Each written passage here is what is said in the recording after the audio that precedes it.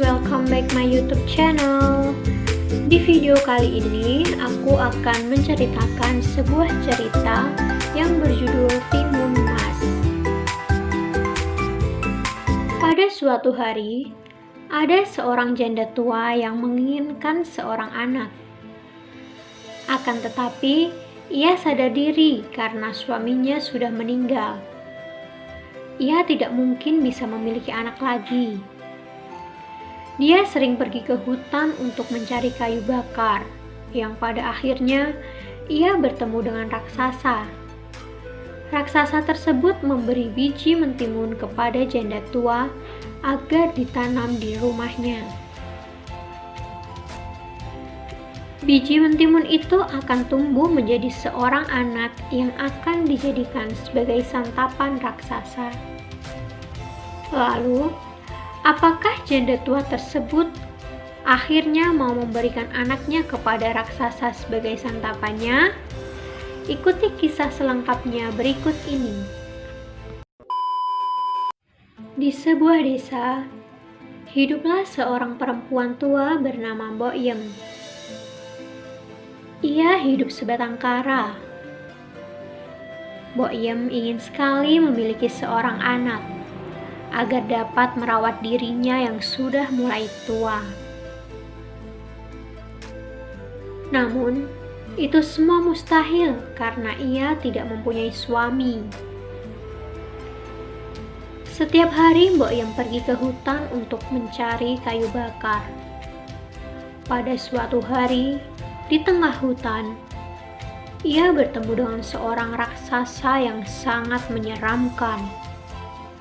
Tubuh raksasa itu lebih tinggi dari pohon. Kulitnya penuh dengan bulu yang kasar. Kulitnya gelap. Mulutnya terdapat sepasang taring yang sangat tajam. Kukunya panjang dan kotor. Mbok Yem sangat ketakutan. Tubuhnya gemetaran melihat makhluk yang sangat besar itu. Raksasa itu berkata dengan suara yang sangat membahana,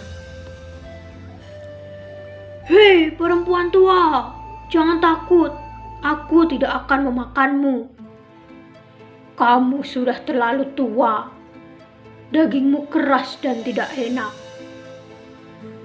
Aku datang ke sini hanya ingin memberi sesuatu padamu." Raksasa itu memberikan beberapa butir benih tanaman dan berkata,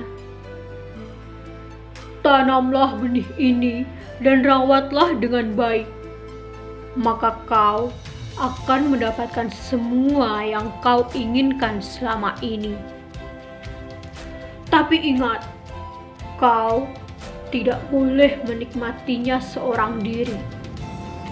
Kau harus memberikannya kepadaku juga sebagai tanda terima kasih."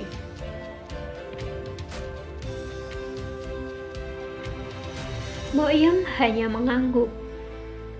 Ia langsung pulang ke rumahnya.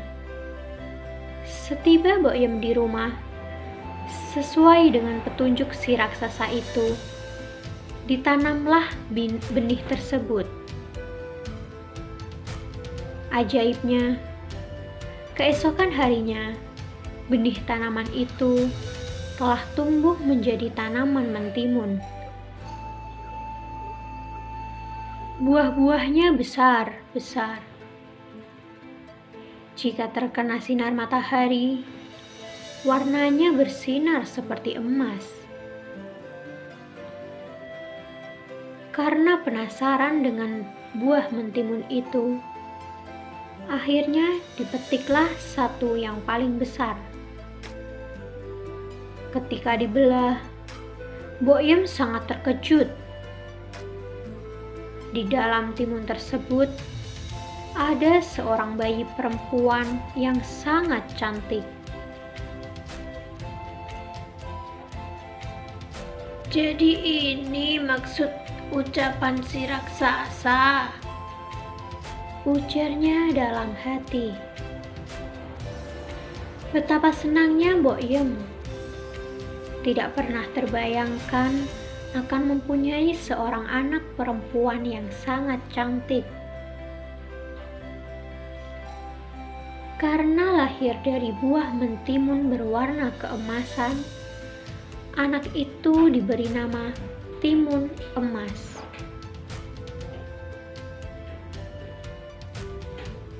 Keesokan harinya, di hutan, Boyem bertemu kembali dengan si raksasa.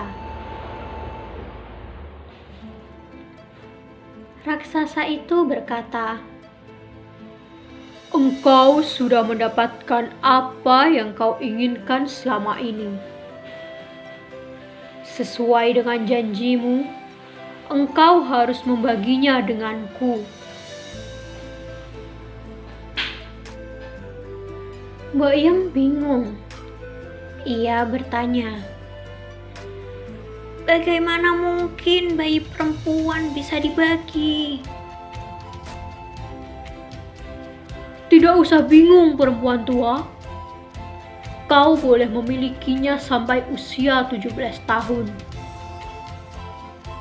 Selanjutnya, anak itu akan menjadi santapanku," jelas raksasa.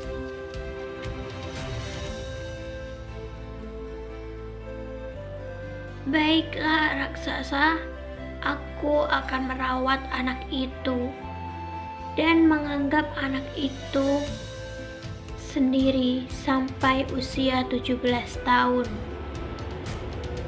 ujar Boyem. Timun Mas tumbuh menjadi seorang gadis yang sangat baik hati dan cantik jelita. Kulitnya kuning langsat, tubuhnya tinggi semampai, rambutnya hitam berkilau, dan semakin hari kecantikannya semakin terlihat. Timun Mas juga sangat rajin membantu ibunya. Ia selalu menemani ibunya mencari kayu bakar di hutan.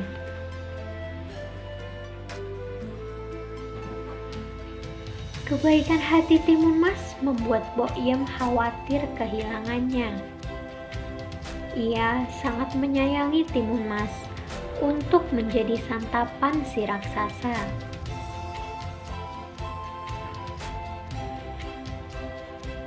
Tahun demi tahun terus berganti, dan kini Timun Mas sudah menginjak usia 17 tahun. Sudah waktunya bagi raksasa itu untuk mengambil Timun Mas. Boyem menyuruh Timun Mas bersembunyi di dalam kamar.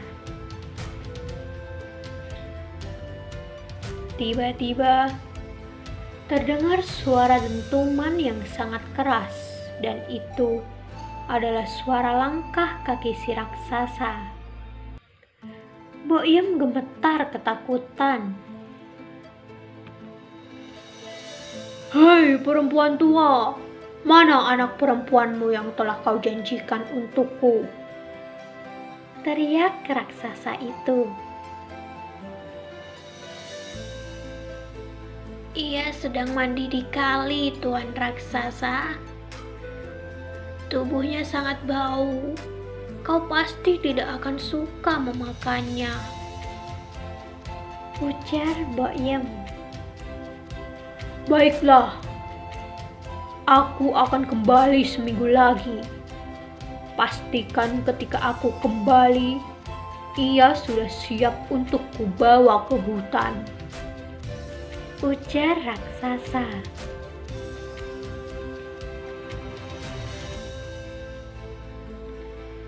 "Tentu saja, Tuan. Aku tak akan mengecewakanmu," ujar Boyem. Maka pergilah raksasa itu kembali ke hutan. Boyem dan Timun Mas sangat lega. Mereka masih punya waktu seminggu untuk bersama. Namun, setelah seminggu berlalu, dan raksasa itu datang kembali. Ibu dan anak ini tetap tidak mau berpisah. Timun Mas kembali bersembunyi, kali ini di dapur, di dalam tempayan air yang kosong.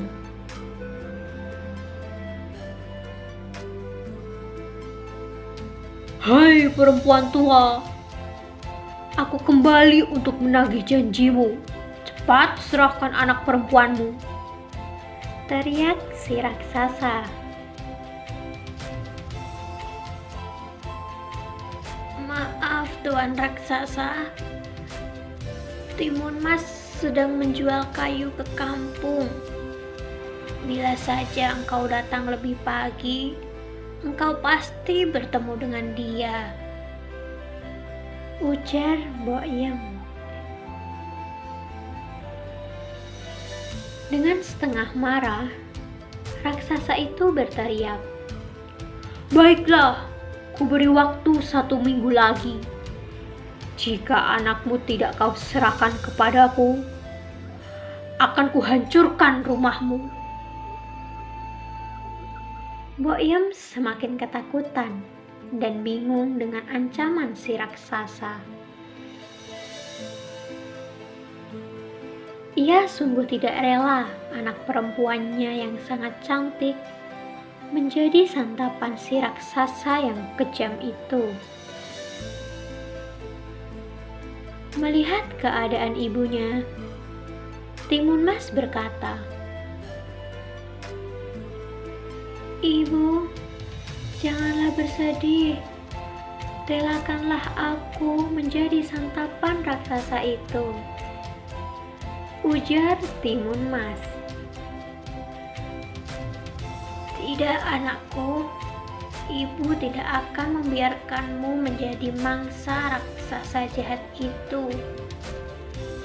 Ibu akan melakukan apapun untuk menyelamatkanmu,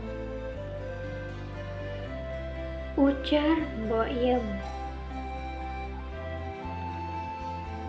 Kemudian Boim pergi menemui seorang kakek yang sakti tinggal di gunung. Kakek sakti itu memberikan benih mentimun,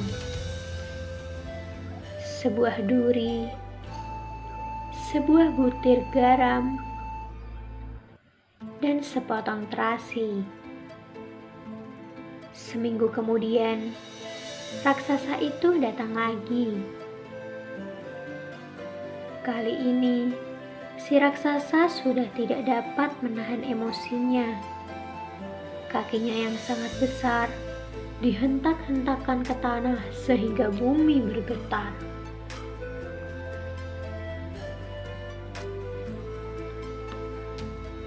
Cepat serahkan anakmu atau kuhancurkan rumah beserta dirimu.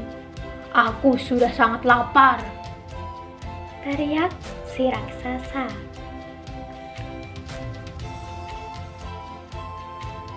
Maaf Tuan Raksasa, anakku sudah berjalan ke hutan. Kembalilah engkau ke hutan tempat tinggalmu. Timun Mas sudah berada di sana, kata Boim berbohong. Pada saat itu, Timun Mas sudah keluar rumah melalui pintu belakang. Ia membawa semua benda yang ada diberikan oleh kakek sakti dari gunung itu. Ketika akan kembali ke hutan, si raksasa melihat Timun Mas berlari dari belakang rumah. Dikejarnya Timun Mas.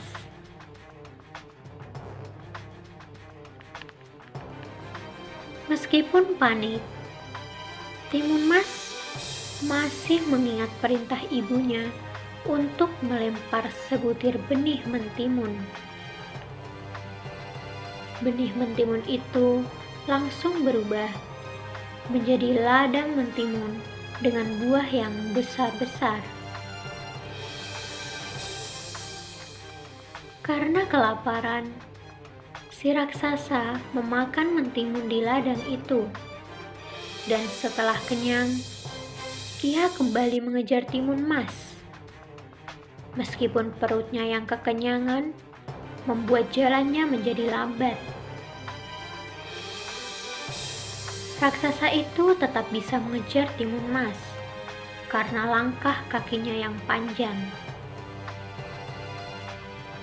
Ketika si raksasa sudah dekat, timun mas melemparkan sebuah duri. Dan duri itu berubah menjadi sebuah hutan bambu. Hutan bambu itu memperlambat jalan raksasa itu. Tubuhnya menjadi penuh luka karena tertusuk batang bambu.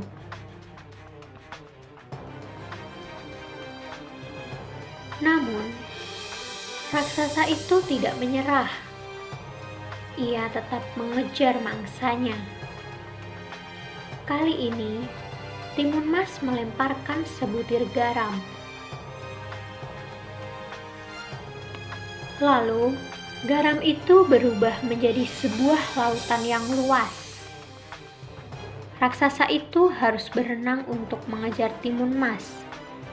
Ia berhasil, tetapi tubuhnya sudah sangat lelah. Raksasa itu terus mengejar timun mas meskipun sudah kelelahan. Timun mas melempar sepotong terasi. Kali ini, terasi tersebut berubah menjadi lumpur hisap.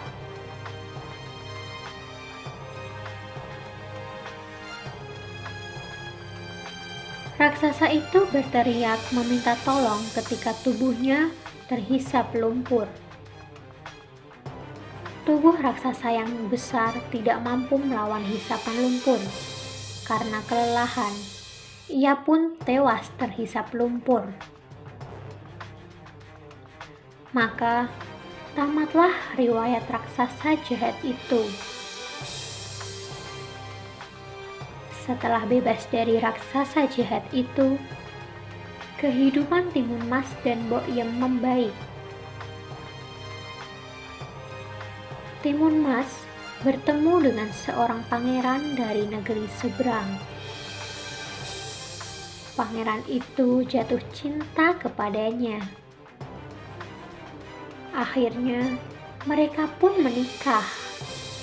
Lalu timun mas dan Bokyem diboyong oleh pangeran itu ke istananya. Dan akhirnya, mereka hidup bahagia selamanya. Pesan moral dari cerita legenda Timun Mas dari Jawa Tengah adalah janganlah kita bertindak semena-mena terhadap orang lain, karena hal itu akan membawa malapetaka bagi diri sendiri. Sekian cerita dongeng Timun Mas yang telah saya bawakan. Mohon maaf apabila ada salah kata. Sampai jumpa di video aku selanjutnya. Jangan lupa like, comment, and subscribe teman-teman. Assalamualaikum.